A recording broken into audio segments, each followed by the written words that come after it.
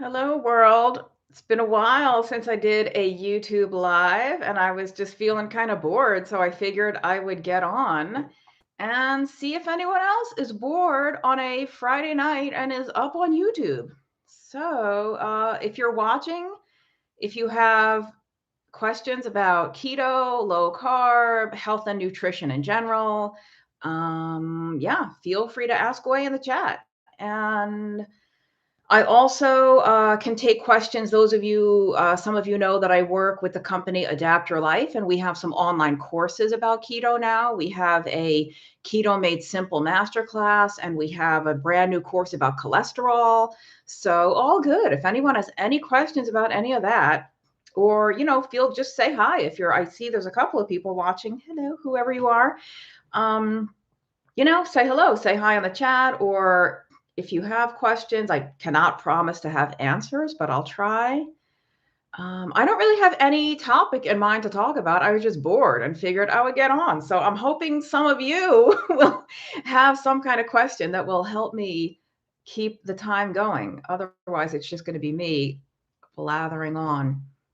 I can say I published a video a couple of days ago on nutrient deficiencies, and I had accidentally published it a while back. And so then I took it down.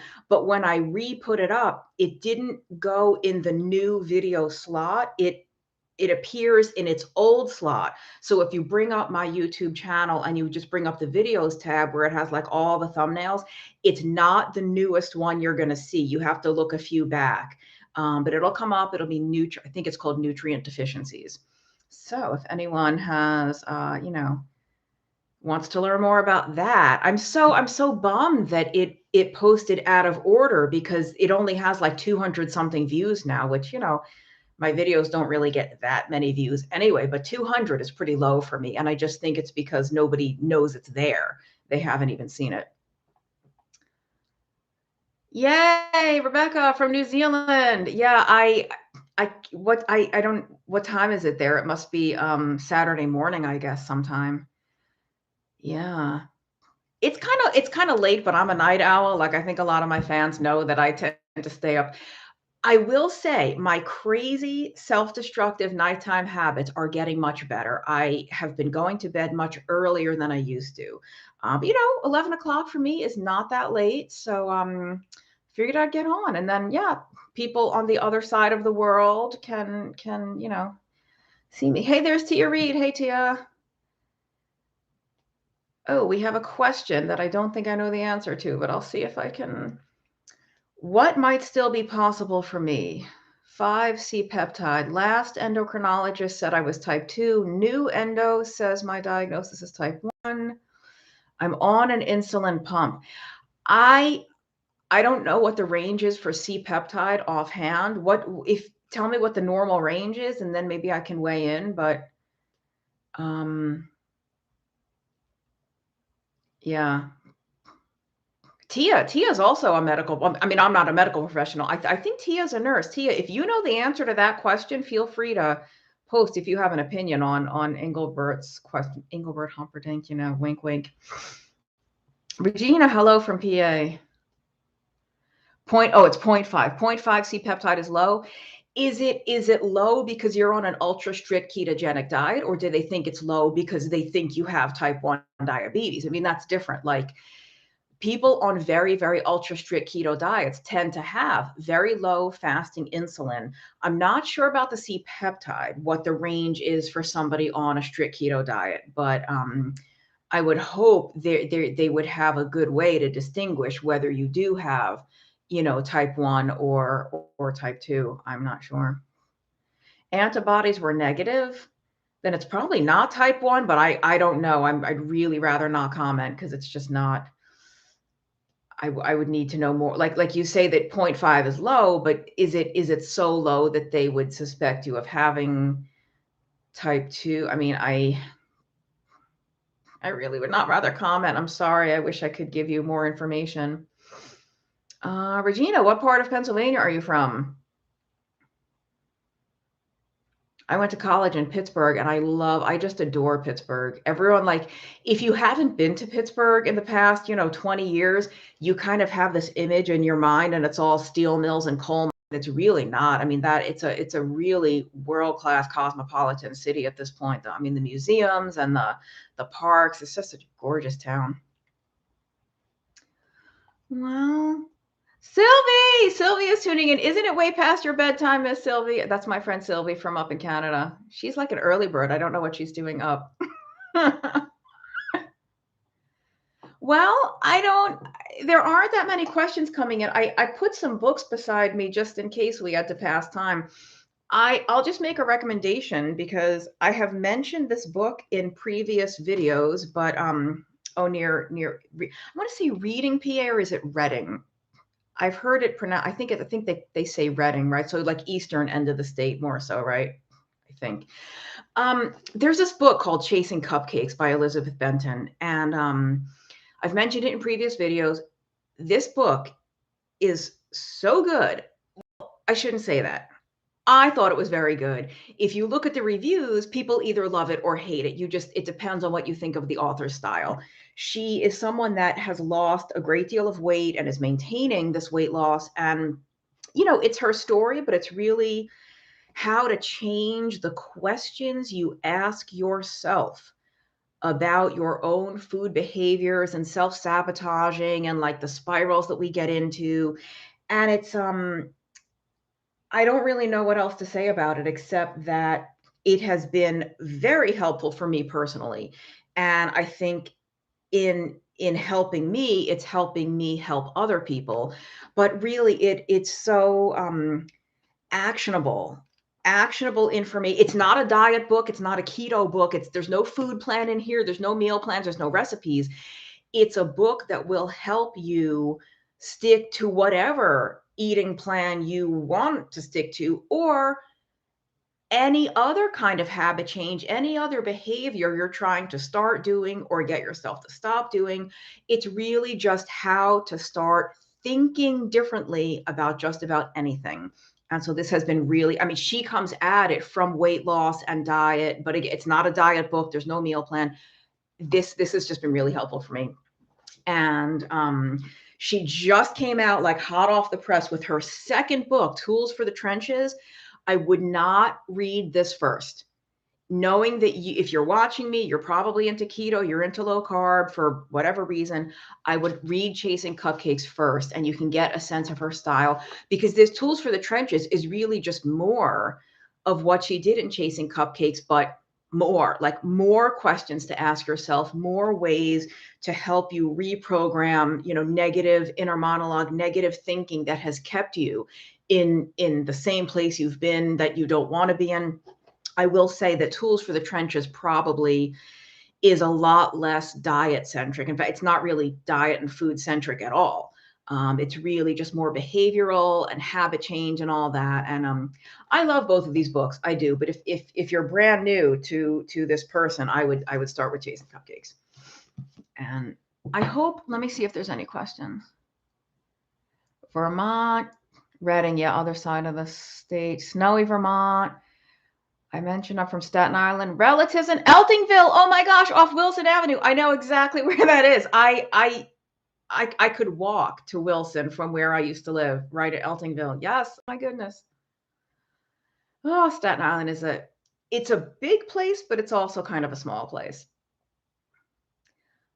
Yeah, Christina's read it. Chasing Cupcakes. Yeah, it's so good.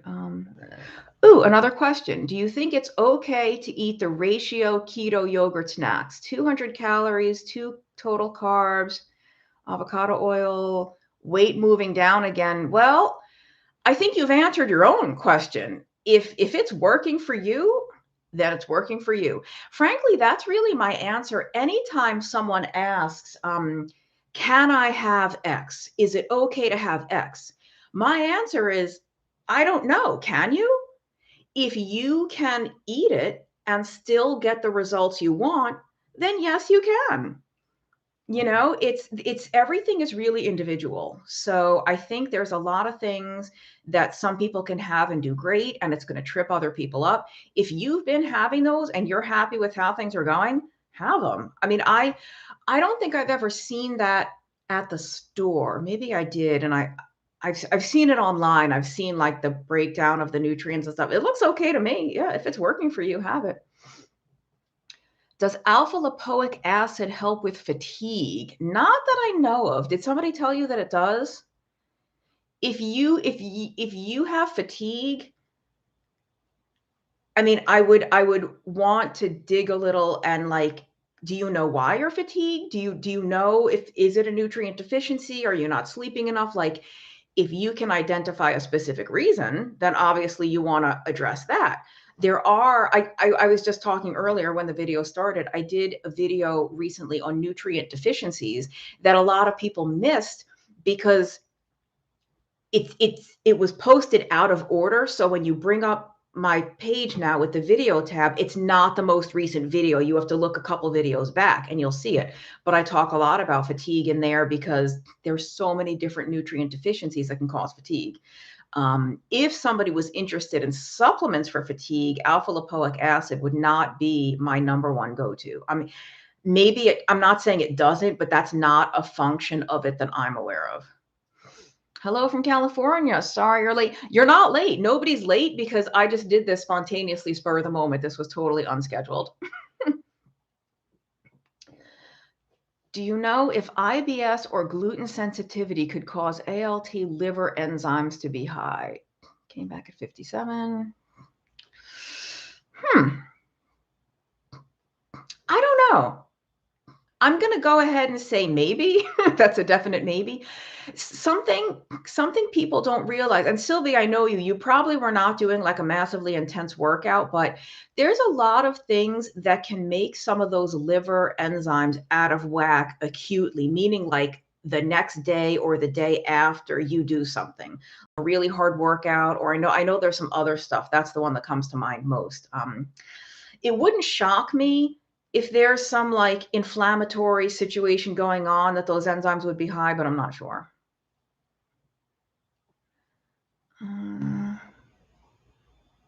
Yeah, don't take any meds. Yeah. I don't know, Sylvie. 57 is not super high. What's the range? There's certain things that I know the sort of normal range. I don't know the ALT off the top of my head, what the high end is.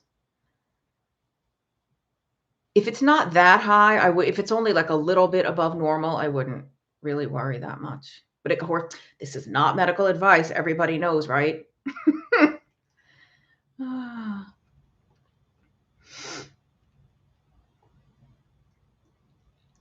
Let's see. No other questions yet. What else can I talk about?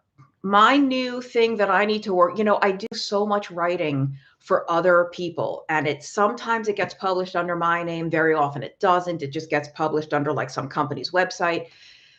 I am so overdue to work on a project that I can put under my own name and that I'm really passionate about and that like I can sink my teeth into.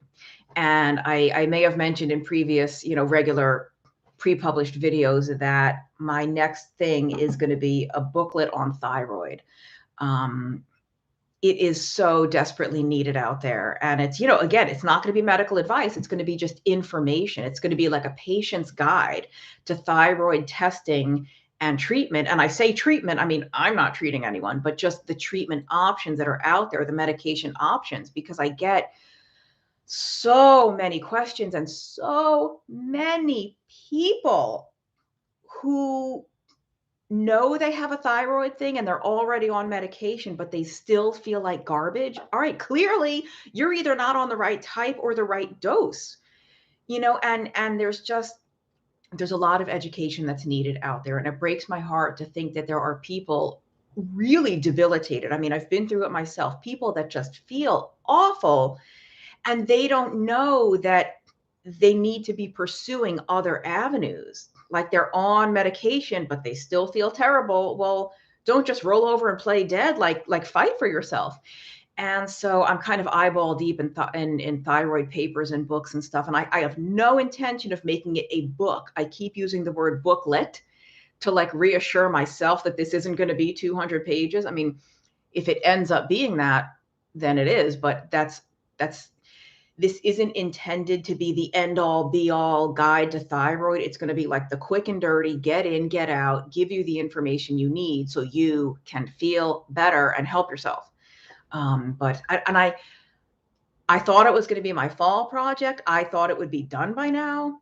Haven't even started writing, but it's because I just keep reading more papers and gathering more information. And at some point, I'm going to have to cut it off and be like, I know enough. I don't have to know every single thing there is to know to get this thing written. I can know enough to help people. And so at some point, I'm going to have to cut it off and start putting words on the page. Have I ever watched My 600-Pound Life? Only bits and pieces. I find it very unsettling and uncomfortable to watch stuff like that for prolonged periods of time. So I've only seen bits and pieces of it. I feel like I keep meeting my goal weight and then lowering it more. Yeah, I have a video on my channel that's called something like Why You Should Not Have a Goal Weight. Because what is the point of a number on the scale that's going to make you happy, that's going to make life great? You'll know when you're happy with your weight, and it'll be your size, your shape, your clothing, how you feel in your own skin. I really think it can be a problem to have goal weights, because what if you get to your goal weight, your magical goal weight that was supposed to make life all better, and you still hate yourself? You are still unsatisfied with how you look. You still are unhappy. Then what? That number was supposed to be the thing, and you're there and you're still miserable. And on the flip side of that, what if you have a goal weight and you don't get there and you're perfectly content? Let's say, for argument's sake, your goal weight is 140 and you get to 145 or 148, and you catch a glimpse of yourself in the mirror one day and you think, damn, I look pretty good. Like I think I look okay. I feel good. Maybe I don't need to be 140.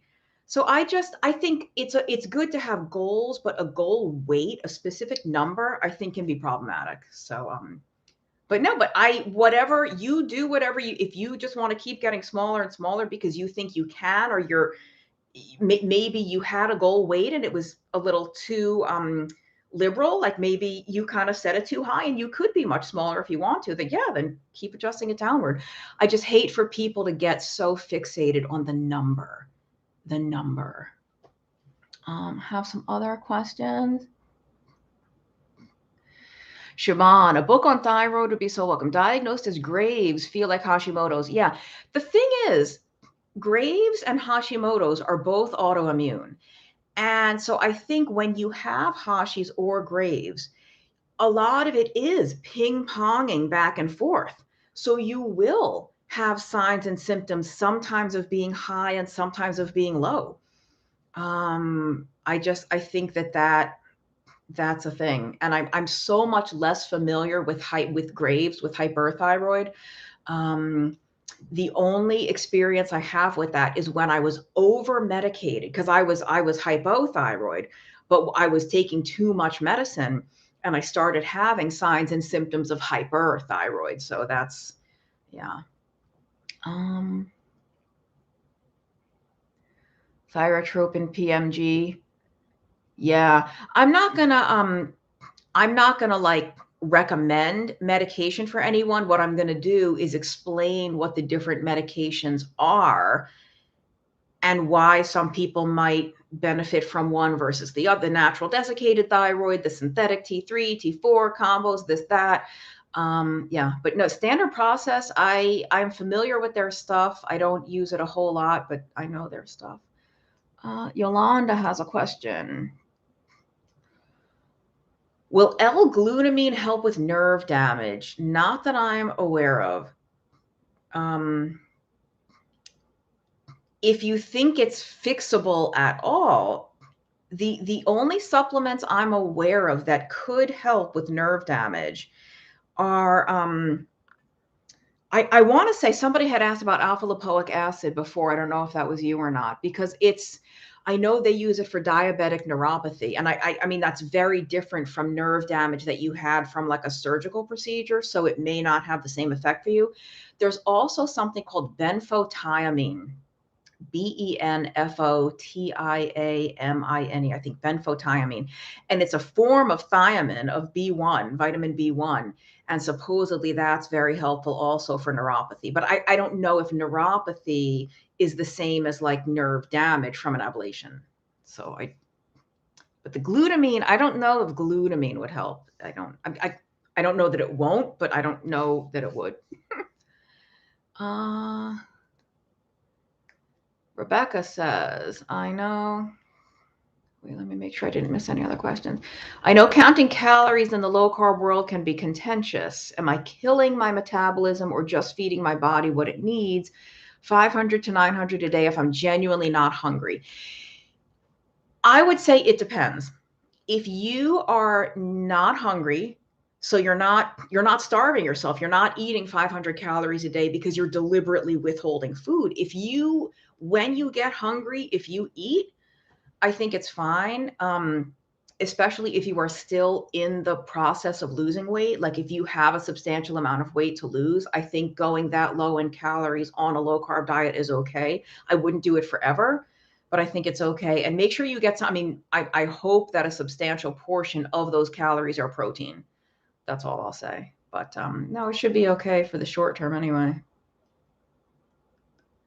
Oh, Dash on Girl, you are speaking my language. There's going to be a whole chapter, if not more, on this in the thyroid book. I can't seem to get my PCP to order all the thyroid tests you suggest. Yeah, no kidding. Why do they seem to resist? They just want to do the two. I know. So I don't know where you live, but if you are in the US, if you are in any state except New York, New Jersey, and Rhode Island, in all other 47 states, you can order your own blood work. You can order your own thyroid panel. Now, you would still, if the numbers are out of whack, you would still need to find a cooperative doctor to help you with medication if necessary, but you can do the blood test on your own. And you might have to pay out of pocket, but they're reasonable and they're worth every penny. I probably have a link in one of my thyroid blog posts. I use directlabs.com, but there's I think orderatest.com or orderanytest.com. There's a whole bunch of online labs where you can do it yourself without a doctor.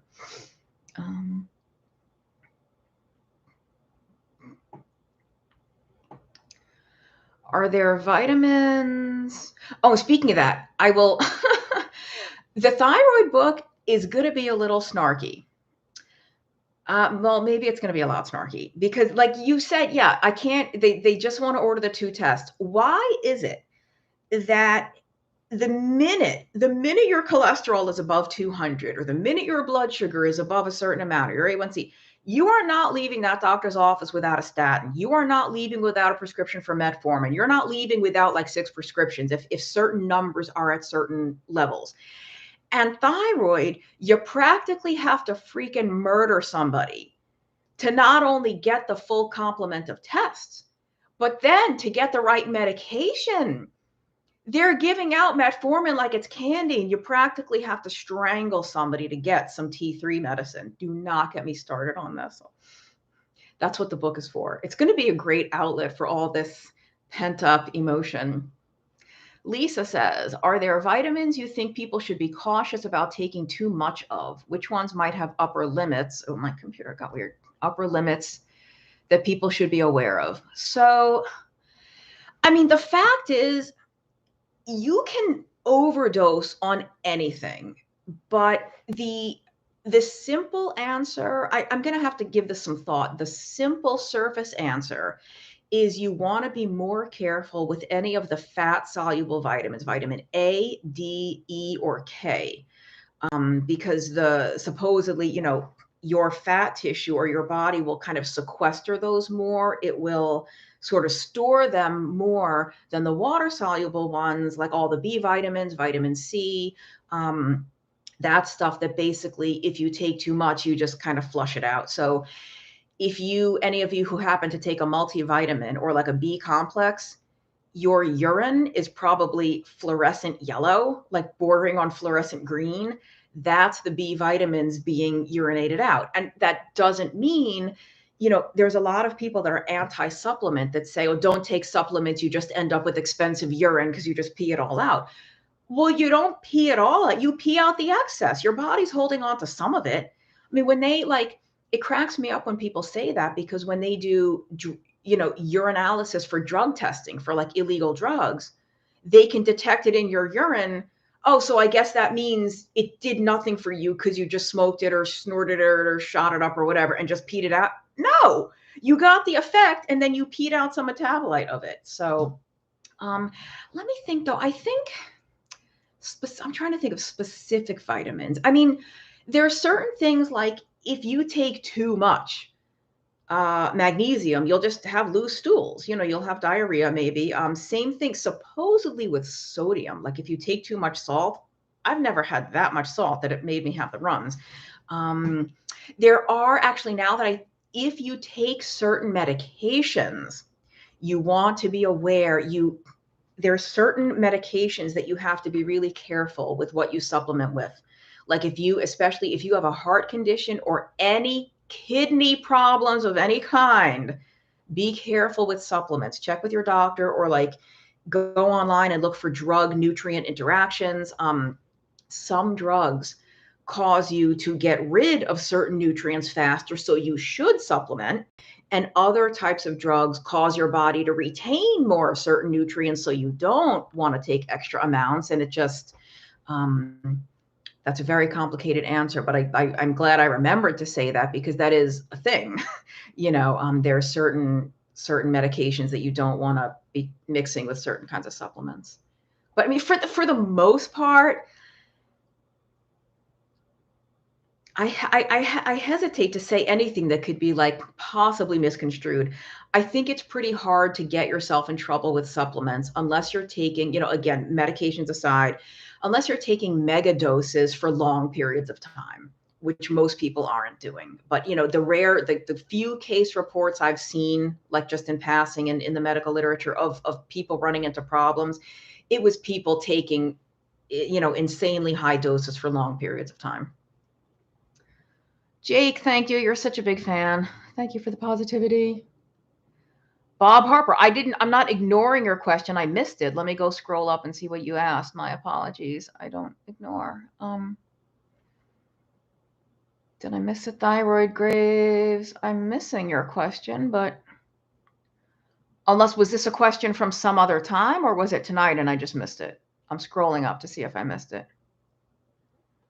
Yeah, I don't see. What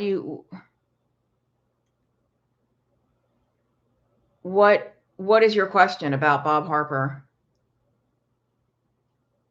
Yeah, he was one of the Biggest Loser trainers, right? And he had a heart attack. I mean, what specifically is your question? Because I don't see it. I don't mean to ignore. I just don't see your question.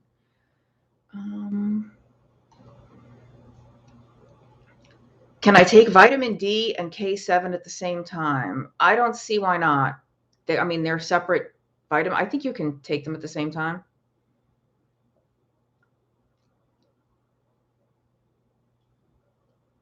Yeah.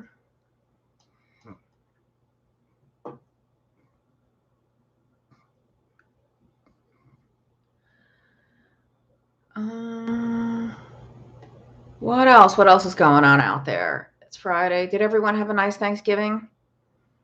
In the US anyway. If you're watching this from outside the US, then you either didn't have Thanksgiving or you had it some other day. Thank you, Simply Human. Yes, it wasn't planned this way. I just happened to have a lipstick that is almost this exact color. What else can I talk about while there's a lull?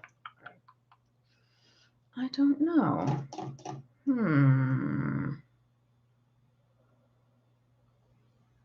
Oh, hey, Rose. Thank you. Thanks for watching. I wonder. Yeah, so Christina, when she says K7, she's talking about menaquinone 7, which is a form of vitamin K2. The vitamin K2 actually has different sub fractions. And so when she says K7, she means it's either phylloquinone or menaquinone 7 fraction of K2, but you are correct that it's vitamin K2. Donita, hello. Thanks for tuning in. Oh, I'm sorry to hear about your husband. Please let me know if there's anything I can help with. Engelbert, was I seriously overfat myself? Yes. How do you think I learned about low carb? I did a video about celebrating Dr. Robert Atkins and the Atkins diet. I learned about low carb the way a lot of other, keto and low carb nutrition people do. I did it myself for weight loss. Now, not everybody gets into it for weight loss. Many do. And that was my story. But I feel free to ask your question again about Bob Harbour because I missed it. Did you just want me to weigh in my thoughts or something? I don't really know.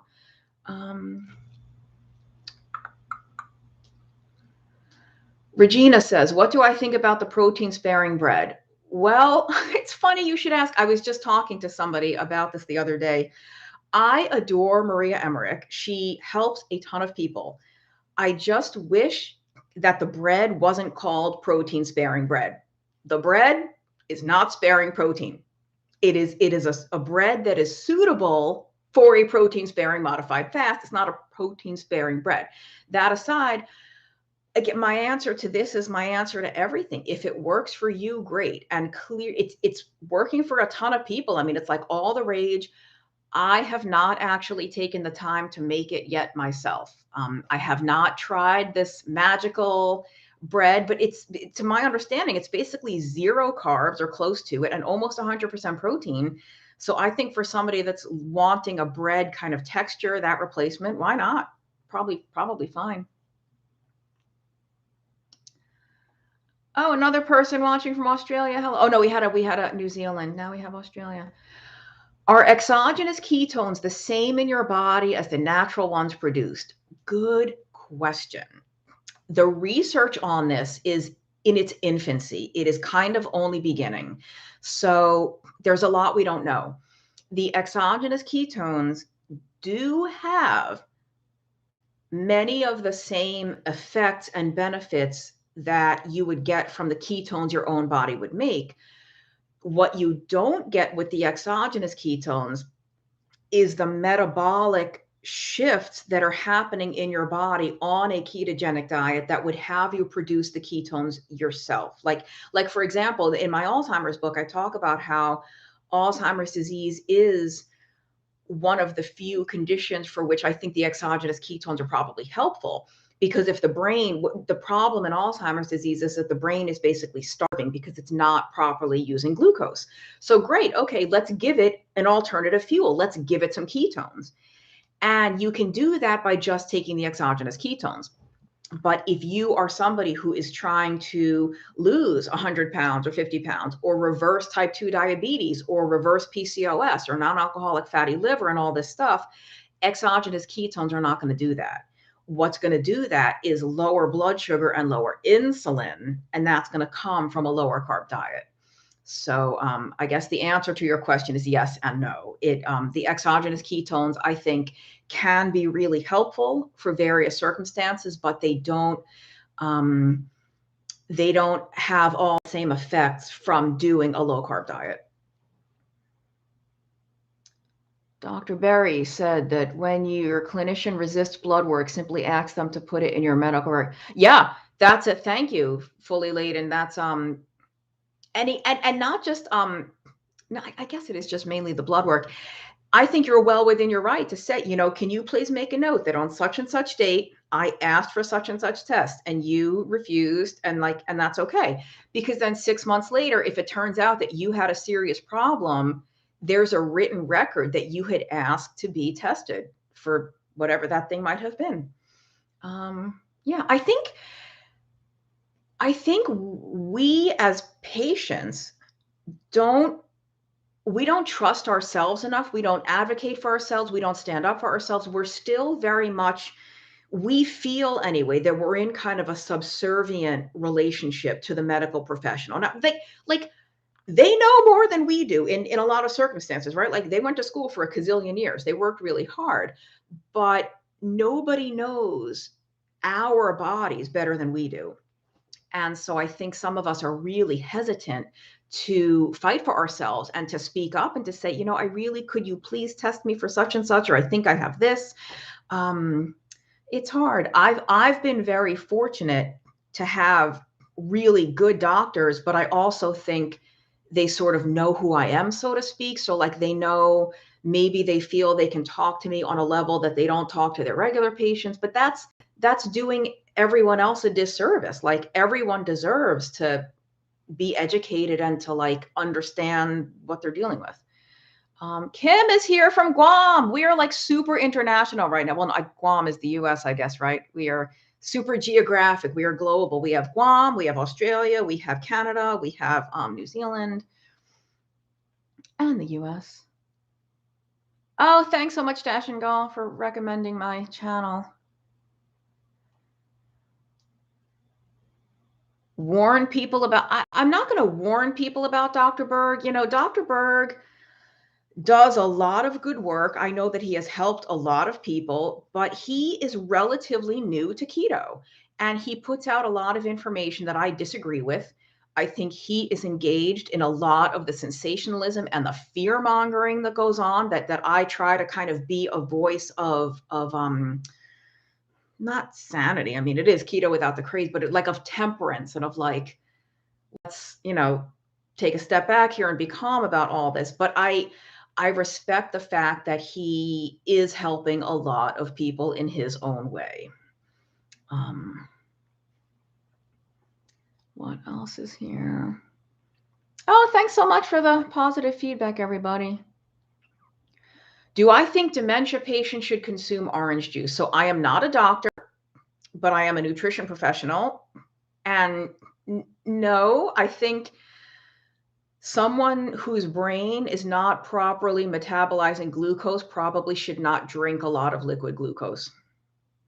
Call me crazy, but I mean, I know that's what they feed people in the dementia ward or in a nursing home. That's what they're going to get. And that needs to change. And I don't know how many decades or centuries are going to pass before that sort of nutritional paradigm in those institutions changes.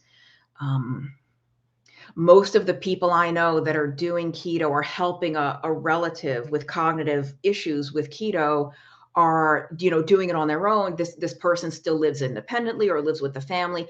Once somebody is institutionalized, it's almost impossible to control their food, unfortunately. Oh, do you need to try the protein sparing bread? Yeah. Put some coconut oil on it. So for people who do need more fat, which, not everybody does, but in a situation like that bread can be an excellent vehicle for delivering a little more coconut oil. I mean, that would probably be delicious. Coconut oil on some of that bread. Hello. Angelo says, do you think there is an LDL homeostasis point for each individual that is not a sign for alarm, just what their body needs? Yeah, I kind of do. I think some people just run high and some people don't. And it's like, because look, on a ketogenic diet or a low carb diet, I know there's this huge thing out there now about the hyper responders and the people whose LDL goes crazy high. That's actually a small subset of people. In most people who do a low carb diet, the cholesterol comes down. The total and LDL tend to come down. Now I'm not saying whether that's good or bad. I'm just saying that's actually the majority. It's the minority in whom the cholesterol skyrockets.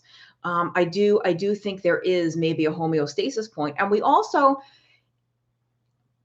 what we have learned from Dave Feldman is that these numbers fluctuate not only day to day, but like hour to hour. Your cholesterol level is not a static number that doesn't change for like weeks at a time. It's going all over the place all the time.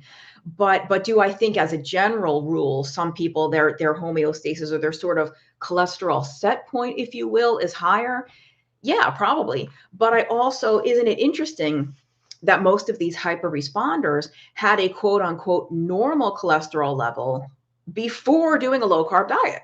So your cholesterol set point might be based on your habitual diet, on what you normally eat. Okay.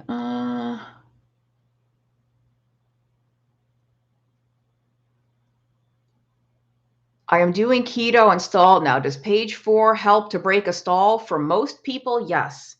Those of you that are asking about page 4, you can get that off my website, twoatnutrition.com. There's a tab that says page 4 or something like that. The reason page 4 tends to help people is because it's total carbs, not net, 20 total grams of carbs a day, which is a lot stricter than most people are, even when they think they're being strict.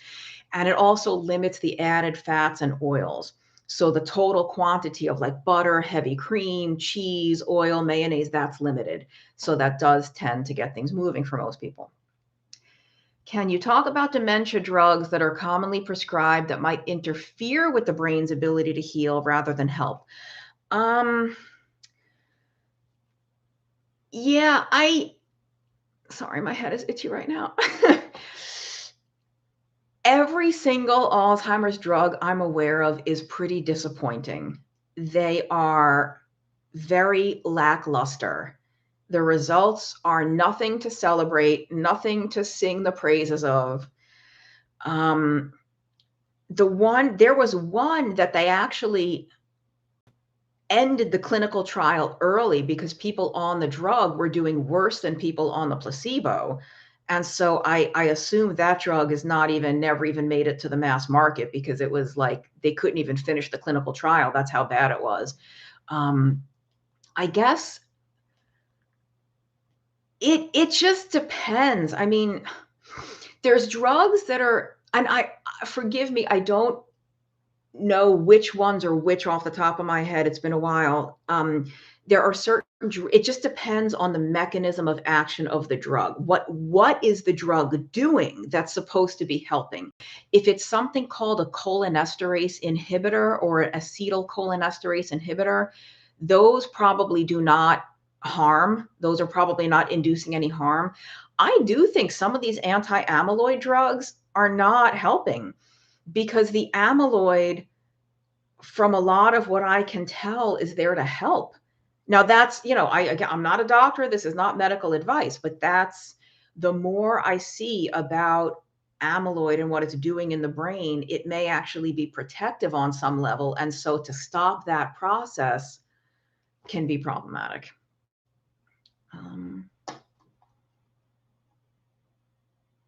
Oh, cool, Danita. That's so cool to know. Thank you so much. I love, like, my Alzheimer's book has been out for over 4. It came out in March of 2017. So it's been like 4.5 years. I love that people are still reading it and finding it and discovering it.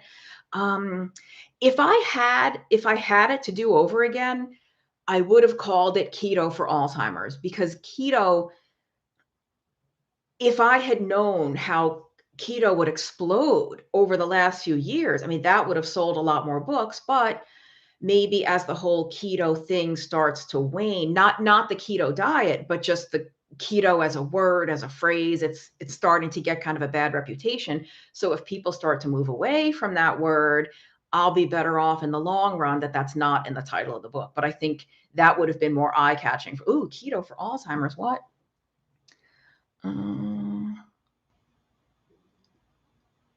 Uncle has dementia. They prescribed him meds at the same time as going keto. Yeah, I don't know. I would recommend doing keto regardless, for sure, but the meds would interfere with metabolism of the brain. It depends. It depends on what the drugs are doing. Dashend is asking, do I add extra fat or do I take collagen?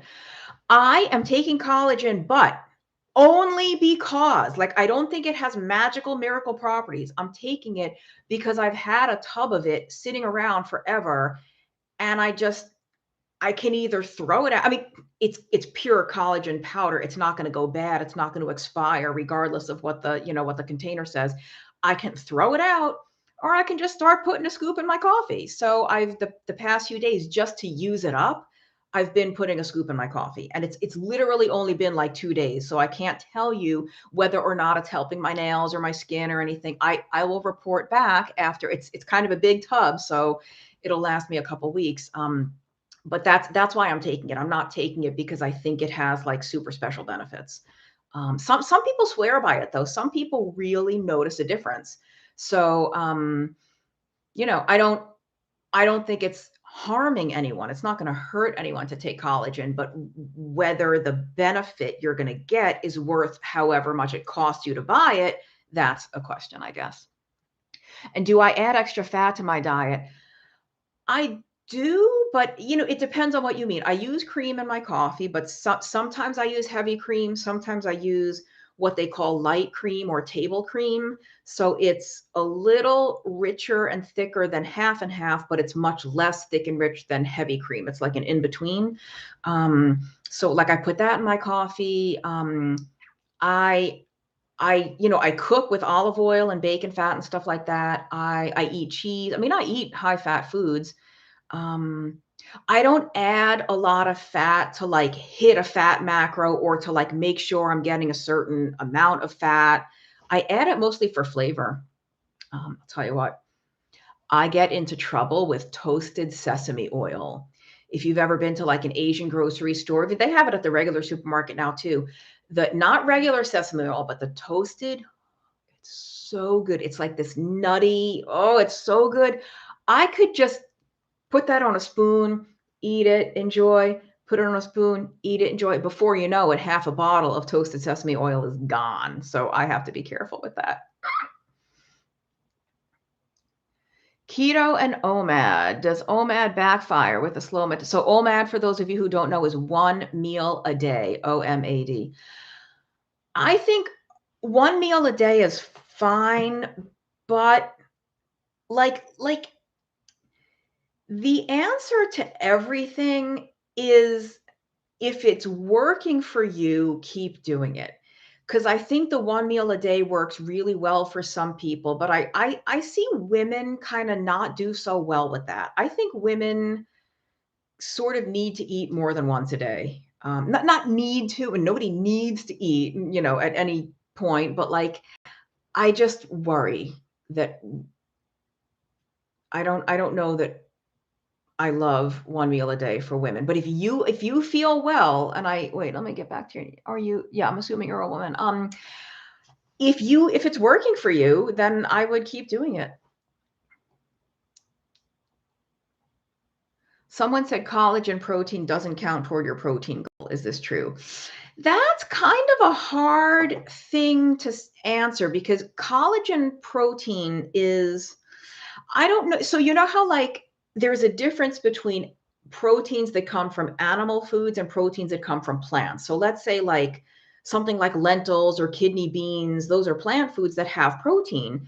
The amino acid spectrum of those plant proteins is different than the amino acid full complement that you get from something like a steak or a pork chop or a chicken leg. And I mean, every cut of meat is different. Every plant food is different. They're not all exactly the same. So the plant foods are said to be incomplete proteins because they're always going to be either missing or like relatively low in some of the essential amino acids compared to an animal protein food. That being said, collagen is, I think it's considered an incomplete protein for the same reason. It's pretty low in some of the really critical amino acids. I don't I wouldn't say that you can't count it toward your protein goal, but I would not make it my main source of protein. So if you're having like 1 scoop of collagen and you want to count that, I think that's fine, but I wouldn't live on collagen and expect to do well. Like I would use collagen as an additional source of protein or like as one of several different kinds of protein that's in my diet rotation. I wouldn't make it my main thing. But that's why, because it's like not, it doesn't give you the full, you know, like adequate amounts of all the amino acids that you need. Oh, thanks, Big Amp. He said that the collagen is working. My skin looks great. Well, I've only been using the collagen for like 2 days. This is just keto, I really think. Now, look, I still break out sometimes because life is life and stuff happens. But fat is good for the skin. And I'll tell you, it's not even so much that saturated fat is good for the skin. I'll tell you what's terrible for the skin. Chronically high blood sugar. Every type 2 diabetic is aging more rapidly than someone who doesn't have type 2 diabetes. It's just, you know how there's glycation? When you measure hemoglobin A1C, it's the hemoglobin protein that has become all gunked up with sugar. Well, they call it AGEs, advanced glycation end products. Glycation is glucose, so it's like your all the proteins and tissues getting sticky and gross with sugar. And so what do you think happens to the collagen in your skin and the elastin and all the fibers and stuff that's supposed to you start to look not so great, so that's I just think a low carb diet is really good for the skin, which is not to say that other ways of eating are not good for the skin, but just I think not having high blood sugar all the time is good for the skin.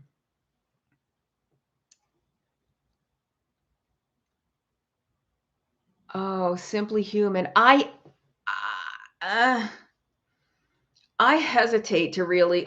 This is a question for the doctor, frankly. Like, if the doctor, whatever the doctor has prescribed, you are well within your rights to ask, what is this drug doing? Like what is the mechanism? What is the rationale that this drug is supposed to help this person's brain? And if the doctor doesn't know, that's kind of a problem. If they're prescribing a drug and they don't know how the drug works or what it does, kind of a little problem in my opinion. But that's a question for the doctor. Like what exactly is this drug supposed to do? What is the mechanism? How is it accomplishing what it's supposed to accomplish? I'm not going to answer any Trump questions. I'm sorry. This is not, we'll keep this nutrition centric and not political, because nutrition isn't controversial enough. You need me to talk about Trump? Like, come on. But you see, I laugh because I don't want to offend anybody, but this nutrition is controversial enough. We don't have to talk politics on top of it.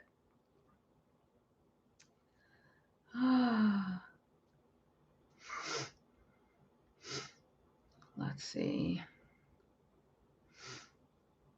Yeah, I guess I'll end soon. It's been almost an hour. So if anyone has like very, a burning question that you have to ask, let me think if there's anything else I feel like sharing. I'm kind of running out of ideas for new videos. So if I'm open to suggestions. You can just leave a comment on YouTube or contact me through, if you go to stallslayer.com, where my book, The Stall Slayer, is, there's a contact form. And you can email me through there if you have, questions. I have like one or two more ideas, but once I do those, I'm gonna have to.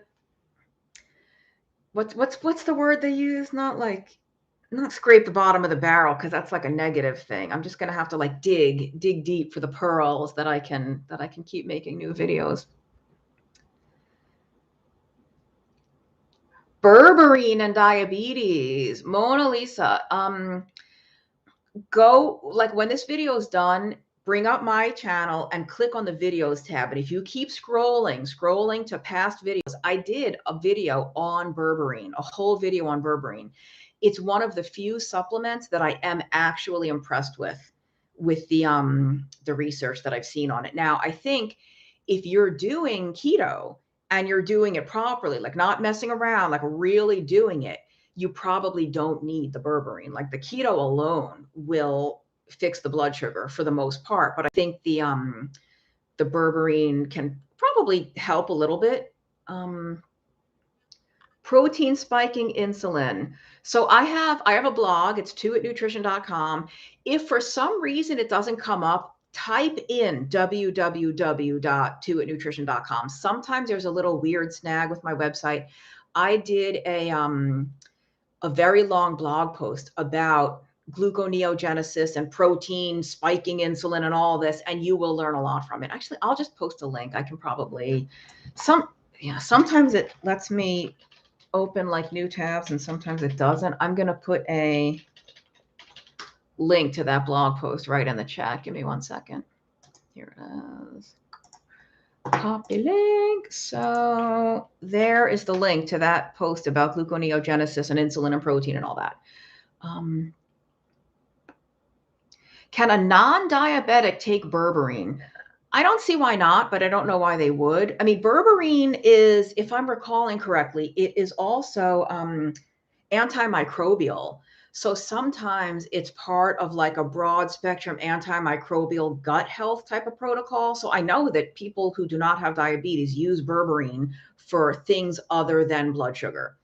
Or if you say non-diabetic, if it's somebody maybe with pre-diabetes, they can probably take berberine. So do I watch? I assume you mean Grey's Anatomy. I haven't seen it in years and years and years. I watched it a long time ago. I haven't seen it in ages.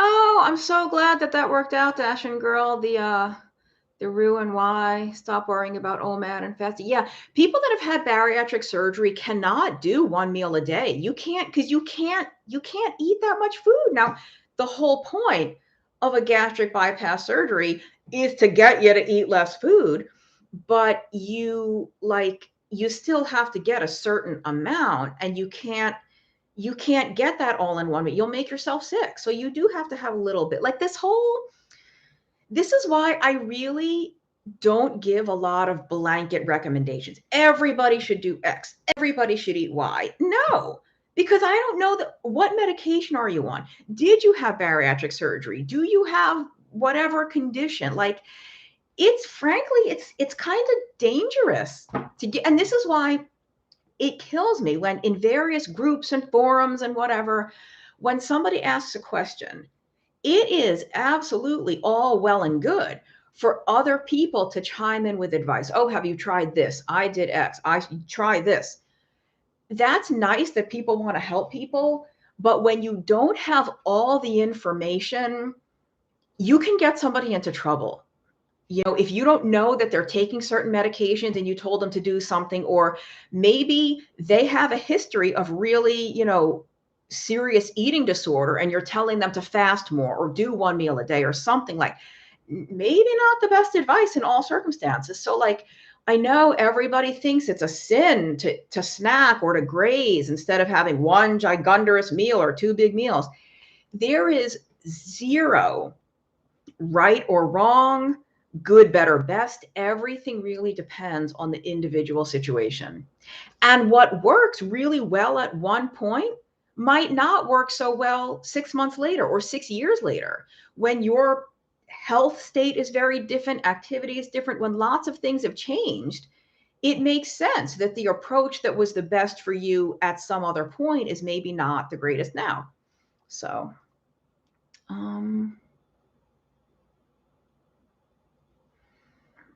thanks, everybody. If a dementia patient is on low on salt, their symptoms will likely be exacerbated.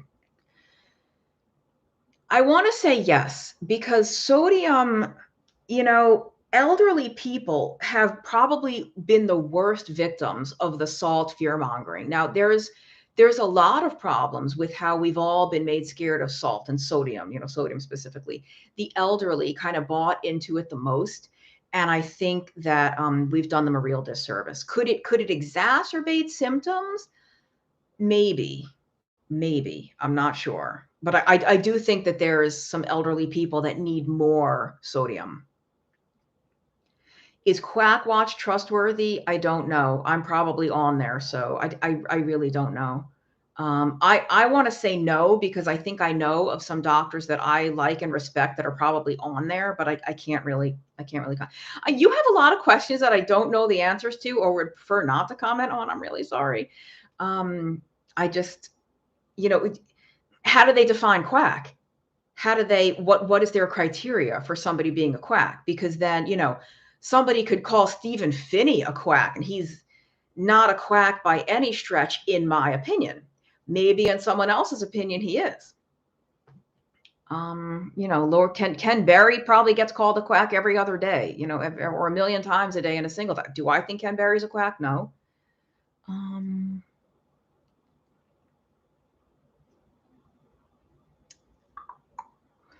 All right, I'll take one last question and then I'll end. Yolanda says, I've lost 65 pounds on keto. Hello, congratulations. But I still have sweet cravings. Welcome to the club, Yolanda. I never crave any other time. What can help with cravings? There's a lot of different answers for this. Assuming you're doing like strict keto, I actually find that's really common. So the first thing I can tell you is you are not alone. I think there's a lot of people, even on keto, who after meals, especially after dinner in the evening, you just kind of want something sweet. You're not hungry, like you're full, but you're not satisfied. There's like something missing. And so you could either just fight it and just ignore it. You could do have a cup of tea that's sweet, like a cinnamon type tea, or have like a cup of decaf, either flavored. There's a ton of really yummy flavored decafs, or put a pack of Splenda or whatever sweet, stevia, erythritol, whatever sweetener you prefer. You can have sweet, it just can't be sugar, right? So that's an individual decision, whether you want to just fight it and not eat the sweet, or whether you want to kind of tame that with like a zero carb, something that tastes sweet, but that has zero carbohydrate. You could even do, it's a very slippery slope, but you could do like, there's all kinds of keto cookies out there now, or brownies. And are you the type of person that can have half a keto cookie, depending on the size, and be good? Or are you going to have like 10 keto cookies? And there's no, actually, I just wrote a blog post about that for Keto Chow. Let me, I'm going to post a link to it. Let's see, one second. I just wrote an article for them about what if you still crave sugar on keto. Now, I know you did say it's only after you eat, but maybe this will still have some helpful advice for you. Let's see. Oops. So that link is there.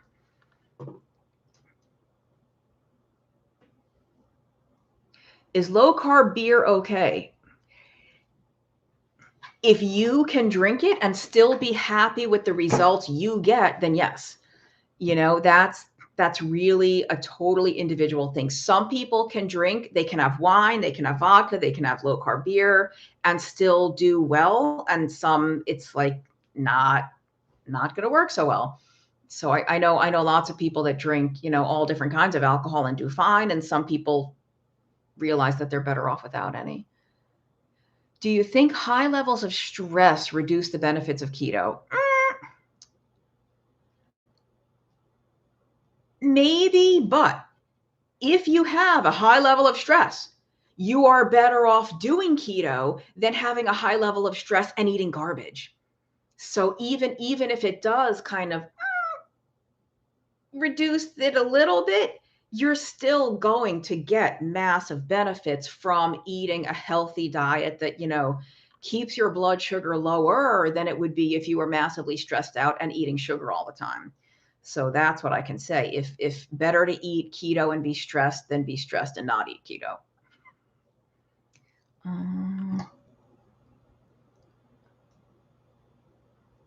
Thanks, getting stuff done. Missing the party in my mouth. Yeah, that's a good description, Martin. That's a great description, actually. Am I familiar with the new word garbage? That's not a new word. I heard Jimmy Moore say that, 15 years ago. Maybe not 15 years ago, at least a decade ago. That's not a new word. It might be more popular now, but that's not new. All right. Well, I'm going to call it a night. Thank you for helping me pass the time. Have fun on a Friday night or Saturday morning for those of you watching in New Zealand and Australia. And I'll do this again sometime. But yeah, contact me through stallslayer.com if you have specific topics for videos. But if you are relatively new to following me or to following my channel, bring up the channel and hit the videos tab, and you can scroll through all the old videos. I've been doing videos now for I think 3 years. So there's a lot of old content that you might not have seen on topics that you don't realize I've already covered. So that's it. Have a good night, everybody, and I will see you next time.